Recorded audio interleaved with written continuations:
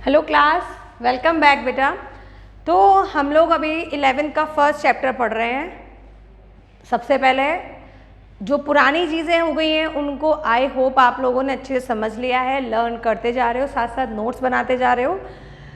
तो हमने बात कर ली थी आपके एडिशन और सब्सट्रैक्शन की। अगर आपके डेसिमल में नंबर्स दिए हों तो किस तरह से हम उनका एक्सपोनेंशियल में जो 10 के एक्सपोनेंशियल में होता है उसको किस तरह से ऐड करेंगे, किस तरह से इनको सब्सट्रैक्ट करेंगे। उसके बाद हमने एडिशंस देख लिया था।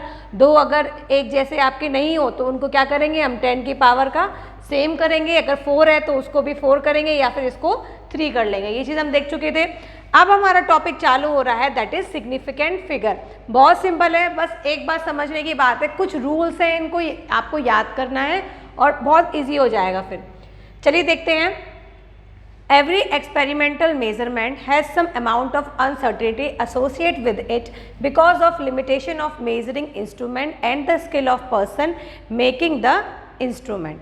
तो क्या है कि हम कुछ भी एक्सपेरिमेंट करते हैं उसमें कहीं ना कहीं कुछ अनसर्टेनिटी मतलब कुछ गलतियां हो जाती हैं। जैसे एक बार आप कर रहे हो टेस्ट, कुछ अलग रिजल्ट आया, फिर आपने कुछ किया, फिर कुछ और रिजल्ट आया, तो ये क्या कहती है, अनसर्टेनिटी कहलाती है। ठीक है, तो ये आपकी कमी जो हो सकती है वो किसकी वजह से हो सकती है, क्योंकि लिमिटेशन आपकी जो मेजरिंग इंस्ट्रूमेंट है उसमें वो इतने अच्छे से एक्यूरेटली आपको रिजल्ट नहीं दे रहा है, या फिर जिस इंसान ने आपका ये इंस्ट्रूमेंट बनाया है, जिस पर्सन ने, उसके स्किल पर भी डिपेंड करता है कि उसने क्या सोच के ये बनाया है कि इतनी तक वैल्यू होती है, क्या इतनी तक आ जाएगा। अब आप सोचिए कि जो आप फ्रूट्स लेने जाते हो तो उसने आपके 1 किलो 2 किलो और क्या बोलते हैं 250 ग्राम 100 ग्राम और 50 ग्राम इन सब का ही उसने स्केल बना रखा है, वाट बना रखा है। लेकिन अगर इससे ज़्यादा का हो जाए तो वो क्या करेगा, मतलब जो तराजू की उसने लिमिट इतनी दे रखी है। ठीक है, तो इस तरह से जो कुछ इंस्ट्रूमेंट होते हैं उनकी अपनी लिमिट होती है। अगर इस लिमिट से ज़्यादा कुछ मेजरमेंट के लिए आता है तो वो प्रॉब्लम करते हैं। ठीक है, for example mass of an object is obtain using a platform balance and it comes out to be 9.4 gram. अगर आप किसी चीज़ का मास ले रहे हो और वो प्लेटफॉर्म बैलेंस है आपका, तो वो आया है 9.4 gram. On measuring the mass of this object on a analytical balance the mass obtained is 9.4213 gram. अब आपने देखा होगा जब आप बनाना लेने जाते हो, एप्पल लेने जाते हो, आपने बोला 1 किलो दे दो, अब वो 1 किलो का बाट इधर रखता है, आपके बनाना तोलता है। अब वो सुई आपकी जो बीच का जो हिस्सा होता है वो कभी कभी आपका कम, अगर बाट की तरफ होगा तो आप तो लोगे नहीं कि भैया कम दे रहा है, थोड़ा सा क्या होता है आपकी तरफ ही मूव करता है। इसका मतलब वो 1 किलो से चीज़ क्या है, ज़्यादा है, तो वो आपकी एक्यूरेट वैल्यू नहीं दे रहा है ना, एग्जैक्ट आपको 1 किलो नहीं दे रहा है, उससे ज़्यादा दे रहा है। तो वो क्या होता है, आपका नॉर्मल बैलेंस होता है, प्लेटफॉर्म बैलेंसर बोल सकते हैं। और जैसे आपने कभी देखा होगा कहीं बड़े बड़े वो आपकी वेइंग मशीन रखी होती है, वो उस पर एक्यूरेट एकदम, जैसे गेहूं वगैरह लेने जाते हैं हम, आटा लेने जाते हैं, तो उनका जो मेजरिंग स्केल होता है वो अलग तरीके होता है, डिजिटल होता है। तो उस पर आपका 9.4 या 1 किलो 1.23 ग्राम सब कुछ मेज़र करके लिखा हुआ आता है। इसी तरह से जब आप मास आपने किसी ऑब्जेक्ट का लिया है वो आया 9.4 ग्राम, वहीं आप इसी को एनालिटिकल बैलेंस जो हमने आगे पढ़ा था साइंस में, जो केमिस्ट्री में यूज़ होता है छोटी छोटी चीज़ों को मेज़र करने के लिए, उसमें आपका आया 9.4213 ग्राम्स। तो ये क्या हो गई, डिजिट आपकी और ज़्यादा मिल गई, मतलब आपने 213 ग्राम एक्स्ट्रा ले लिया है। ठीक है, तो the mass obtain by the analytical balance is slightly higher. तो जो एनालिटिकल बैलेंस से जो हम मेजर करते हैं वो आपको एक्यूरेट मेजर देता है, थोड़ा सा ज़्यादा होता है than the mass obtain by using a platform balancer. Therefore digit 4 placed after decimal in the measurement by platform balancer is uncertain. तो इसका मतलब जो और डिजिट आई है आपकी, जो और डिजिट आई है किसके अंदर, एनालिटिकल बैलेंस के अंदर, वो आपकी एक्स्ट्रा है और इसमें प्लेटफॉर्म बैलेंसर में वो नहीं आई है। तो प्लेटफॉर्म बैलेंसर क्या है, एक अनसर्टेन है, उसने आपको सही बैलेंस करके नहीं दिया है। The uncertainty is the experimental और the calculated value is indicated by the mentioning the number of significant figure. तो अनसर्टेनिटी होती है किसी एक्सपेरिमेंट में जो आपके डेसिमल के बाद बहुत सारे पॉइंट्स आते हैं। जैसे अब आपकी वैल्यू आई, आपने भी मैथ्स में भी पढ़ा होगा, जैसे आपका होता है 9.69, तो आप इस 9 को देखते हुए यहाँ पे क्या कर देते हो, 9.7 कर देते हो। ठीक है, तो ये क्या कर रहे हो, आप उसकी अनसर्टेनिटी को करेक्ट कर रहे हो। ठीक है, Significant figure are meaningful digit which are known with certainty plus 1 with a estimate or uncertain। तो आपने क्या किया था 9.69, ये क्या था आपका अनसर्टेनिटी थी, यहाँ पे 99 हो गया हो, तो आपने क्या किया 9.7 कर दिया, तो ये आपने क्या कर दिया उसको एक सिग्निफिकेंट फिगर में चेंज कर दिया, जो एक मीनिंगफुल डिजिट में आपने उसको चेंज कर दिया। The uncertainty is indicated by writing the certain digit and the last uncertain digit। तो ये क्या करते हैं, हमको जो अनसर्टेनिटी होती है, जैसे पीछे आपकी वैल्यूज लिखी होती हैं, उसमें या तो हम +1 कर देते हैं या -1 करके हम इसको डिजिट को एक आइडेंटिकल डिजिट बना देते हैं, एक सिग्निफिकेंट फिगर बना देते हैं।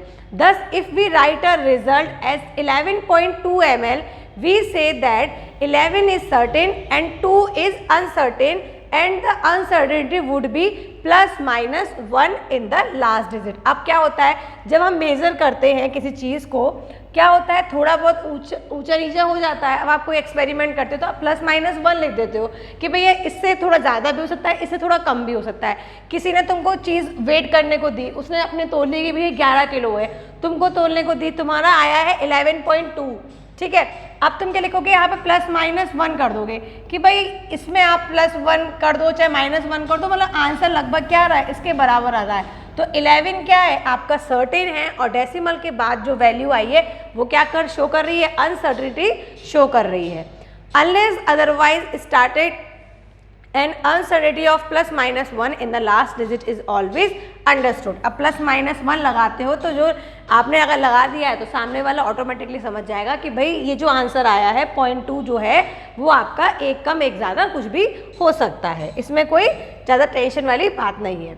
There are certain rules for determining the number of significant figure. These are stated below.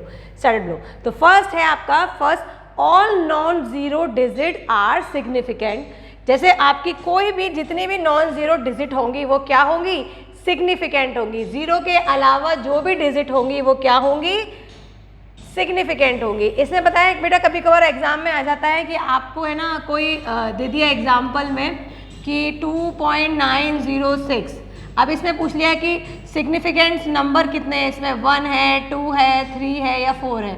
तो ये इस तरह से क्वेश्चन आ जाते हैं कभी कभार एक नंबर का, ठीक है। तो उसी की हम बात करते हैं, सीखते हैं। तो जितने भी सबसे पहली बात, जितने भी नॉन जीरो डिजिट्स होते हैं, non zero digits are significant होते हैं। फॉर एग्जाम्पल 285 सेंटीमीटर, तो 285 यहाँ पे सारे क्या है, नॉन जीरो है, तो सिग्निफिकेंट नंबर कितने हो गए, यहाँ पे 3 हो गए। There are 3 significant figures and in 0.25 ml there are 2 significant figure। तो मतलब यहाँ पे क्या है, एक आपका ये तो 0 आ गया, और नॉन जीरो ही क्या होते हैं, सिग्निफिकेंट फिगर होते हैं। फर्स्ट रूल आपका ये कहता है। तो इस जगह पे कितने हैं आपके, 2 सिग्निफिकेंट फिगर है। क्लियर है, चलिए नेक्स्ट पॉइंट देखते हैं। Zero preceding to first non zero digits are non significant. Such zero indicates the position of decimal point, thus 0.03 has one significant figure। अब इस केस में देखिए यहाँ पे 0.03 है, ये जो 0 है ये इसलिए बताया गया है कि पॉइंट जो है वो 3 से कितना दूर है, 1.10 और दूर है। तो यहाँ पे क्या होगा, आपका सिग्निफिकेंट नंबर यहाँ पर भी कितना होगा, 1 होगा। तो यहाँ पे ये ध्यान देने वाली बात है, जब आपका 0 है किसी भी नॉन जीरो डिजिट के आगे और उसके आगे पॉइंट लगा हुआ है, तो आपका जो सिग्निफिकेंट फिगर होगा वो आपके तब भी कौन होंगे, जितने नंबर्स में नॉन जीरो डिजिट्स होंगे। तो यहाँ पे क्या है आपका 1 सिग्निफिकेंट फिगर हो गया। अब इस केस में देखिए, आप देख के पहचान सकते हैं कि यहाँ पे कितने होंगे, 2 आपके क्या होंगे, सिग्निफिकेंट फिगर होंगे। नेक्स्ट पॉइंट है, zeros between 2 non zero digits are significant. अब इस केस में अगर आपके 2 नॉन जीरो नंबर है, एक ये आपका नॉन जीरो हो गया, एक ये आपका नॉन जीरो हो गया, तो इनके बीच में जितने भी जीरो लग रहे हो, ऑब्वियस ही बात है, अगर 1000 है या 1001 है तो 1001 में आप उसको पूरा 1001 ही तो काउंट करोगे। तो इस केस में आपके जितने भी जीरोज होंगे वो क्या होंगे, सारे सिग्निफिकेंट फिगर्स में आएंगे। तो यहाँ पे 1 2 3 4 कितने हैं आपके, 4 सिग्निफिकेंट फिगर हो गए। I hope it's clear, simple सी चीज़ है, बस ध्यान देने वाली बात है इसके अंदर, ये लास्ट पॉइंट है, फोर्थ पॉइंट क्या कह रहा है ये देखते हैं। Zeros at the end or right of the number are significant. Right side के पास जितने आपके जीरोज होते हैं, zeros at the end or right of the number are significant provided they are on right side of the decimal point. For example, अगर आपके decimal point के बाद अगर आपका कोई नॉन जीरो नंबर है और नॉन जीरो नंबर के पीछे लास्ट में अगर ये आपकी क्या आ रही है, जीरोज आ रहे हैं, एंड में आ रहे हैं जीरो, या लेफ्ट राइट हैंड साइड पे आ रहे हैं, तो वो किस काउंट होंगे, आपके सिग्निफिकेंट्स नंबर में काउंट होंगे। तो यहाँ पे क्या है, आपके 3 सिग्निफिकेंट फिगर हो गए। But if otherwise the terminal zeros are not significant if there is no decimal point. यहाँ पे ध्यान देने वाली बात है, यहाँ पे क्या था, आपका डेसिमल था, तो डेसिमल की वजह से हम जो जितने भी पीछे जीरो लग रहे थे उनको क्या कर रहे थे, हम सिग्निफिकेंट फिगर्स मान रहे थे। लेकिन यहाँ पे क्या है, अगर नॉन जीरो डेसिमल पॉइंट है, मतलब यहाँ पे कोई नो डेसिमल पॉइंट है, उस केस में क्या होगा, आपका जो सिग्निफिकेंट नंबर होगा वो केवल क्या होगा, नॉन जीरो फिगर होंगी। अब इस केस में क्या है, 100 है, तो यहाँ पे कोई डेसिमल तो है ही नहीं है, तो यहाँ पे जो सिग्निफिकेंट फिगर होगा वो क्या होगा, केवल 1 होगा। बट यहाँ पे आपके 100 के बाद पॉइंट लगा दिया, 100 के बाद जैसे ही आपने पॉइंट लगाया तो क्या हो जाएगा, वो आपका 3 सिग्निफिकेंट फिगर में आ जाएगा। और अगर आपने 100 के बाद फिर से एक और जीरो लगा दिए पॉइंट के बाद, तो वो आपके फिर से 4 सिग्निफिकेंट फिगर्स में आ जाएगा। तो इसलिए इन फिगर को ऐसे देखने से अच्छा है हम क्या करते हैं, उनको इस तरह से साइंटिफिक नोटेशन के हिसाब से चेंज कर लेते हैं। देखिए कैसे चेंज करते हैं कि हमने क्या करा, 100 को क्या लिख लिया, 1 × 10⁻²। तो इस समय आपका 1 क्या है, केवल 1 ही क्या था, सिग्निफिकेंट फिगर था, मतलब हम नोटेशन वाले नंबर को नहीं काउंट कर रहे हैं। दूसरे केस में आपका 1.0 है, तो यहाँ पे 1.0 को हमने 2 सिग्निफिकेंट फिगर मान लिया और यहाँ पे नॉन सिग्निफिकेंट, ये आपका scientific notation as it is है। इस केस में आपके अगर 1.00 लिख दिया तो यहाँ पे क्या हो गए, आपके 3 सिग्निफिकेंट फिगर हो गए और 10⁻² आ गया। बेटा इसमें दिमाग मारने की कोई ज़रूरत नहीं है, ये कोई एग्ज़ाम में नहीं आते हैं, इतना दिमाग मारने की ज़रूरत नहीं है इसके अंदर। नहीं भी समझ में आया हो, बस आप तो एक बार सिंपली इसको देख लीजिए कि कहाँ पे हम किसको नॉन सिग्निफिकेंट लेते हैं और कहाँ पे इसको सिग्निफिकेंट्स नहीं लेते। कभी भी चीज़ें होती हैं, ये पढ़ के बच्चा एकदम डिसअपॉइंट से हो जाता है, तो इसमें परेशानी वाली बात नहीं है। अभी आपका चैप्टर ख़त्म नहीं हुआ है बेटा, शुरू ही हुआ है ये, ठीक है। चलिए आगे देखते हैं। 5th पॉइंट है counting the number of object. For example 2 balls और 20x have infinite significant figure as these are exact number and can be represented by writing infinite number of zero after placing a decimal। तो अगर आप इस चीज़ को count कर रहे हो, आपने दिखा कि यहाँ पे क्या है, एक टीवी है, तो आप 1 अनगिनत जीरो लगा दोगे, लेकिन उस समय सिग्निफिकेंट नंबर क्या होगा, आपका केवल 1 ही होगा। दैट इज आपने 1 यहाँ पे टीवी काउंट किया है। तो कोई अगर आप चीज़ें वो काउंट कर रहे हो, एग्जैक्ट नंबर है अगर वो, उसके बाद आप चाहे कितने नंबर्स ऑफ जीरो लगा दो उसके पीछे, वो आपका सिग्निफिकेंट नंबर क्या रहेगा, बदलेगा नहीं। यहाँ पे 1 है, यहाँ पे क्या है, 2 ही है।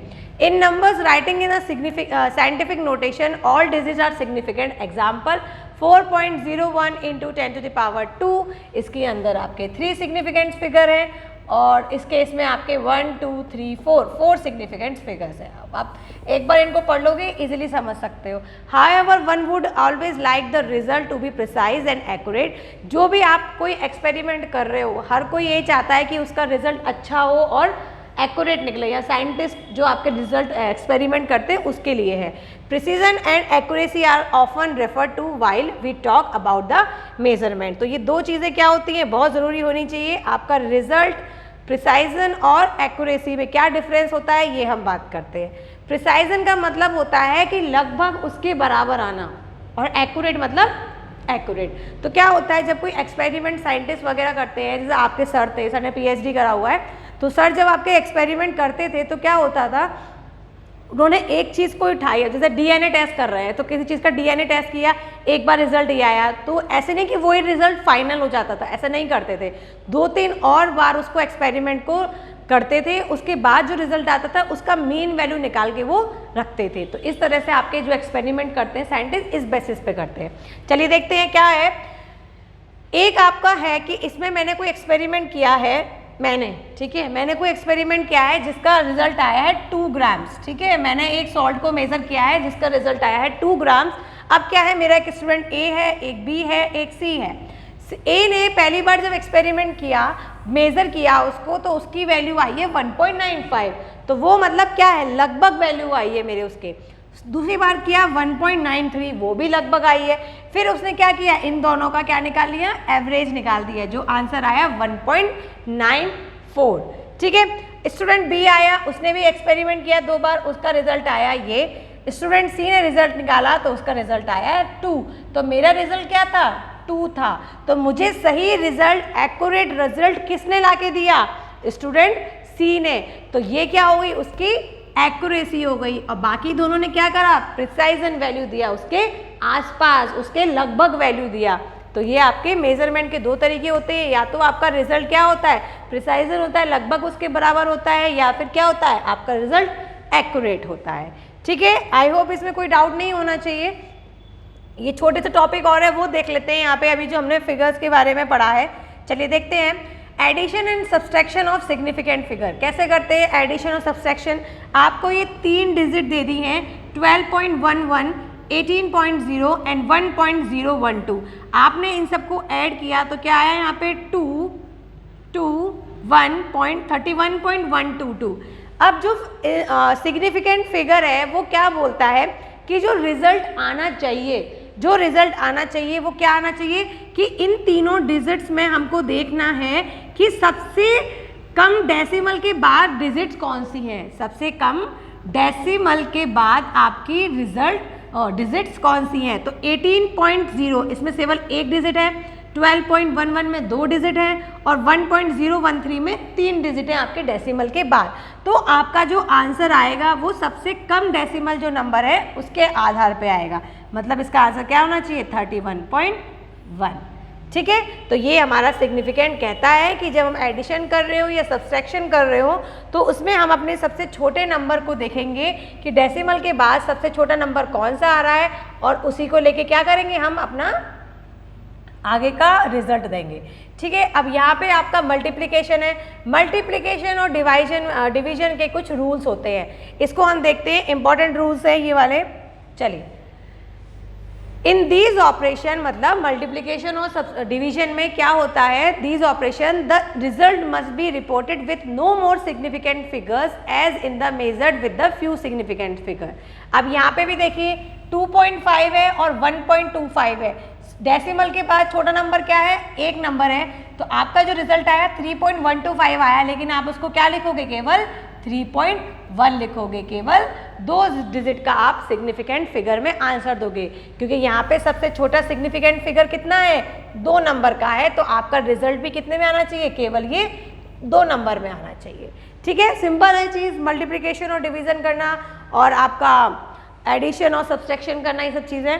While limiting the result to the required number of significant figure as done in the above mathematical operation, one has to keep in mind the following points around rounding of the number. अब जैसे मैंने बात किया था 2.19 होता है तो हम इसको 2.2 लिख देते हैं ना, तो वही कुछ रूल्स है कि हम ये सिचुएशन कब कब हमें करनी है और कब नहीं करनी है, ठीक है। चलिए इनको देखते हैं रूल्स को। चलिए, तो फर्स्ट रूल है आपका, if the rightmost digit to be removed is more than 5। देखो मेरा एग्जांपल है इसका 1.386, ये मेरा रिजल्ट आया है। अब आपको क्या करना है, आपको बोल दिया है कि अपना रिजल्ट जो है, आपने कोई भी मैथमेटिकल ऑपरेशन किया, इसके अंदर कोई भी आपने सब्सट्रैक्शन किया, डिवीजन किया, कुछ भी किया, उसमें वो बोल रहा है कि हमें जो रिजल्ट चाहिए वो केवल आपके 3 सिग्निफिकेंट नंबर में चाहिए। कितने सिग्निफिकेंट नंबर्स में, 3 सिग्निफिकेंट नंबर में। अब आप क्या करना है, आपको इसको क्या करना है, रिमूव करना पड़ेगा।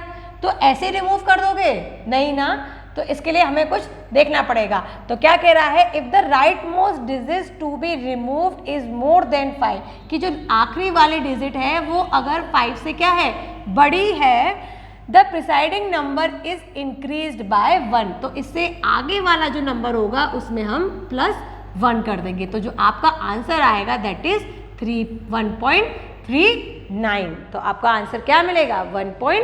39। तो फर्स्ट रूल क्या कहता है, अगर आखिरी वाली डिजिट है और आपको उसको रिमूव करना है तो आप क्या करोगे, देखोगे क्या वो 5 से बड़ी है, अगर 5 से बड़ी है तो आप उससे आगे वाले नंबर्स में +1 ऐड कर देंगे, सिंपल है।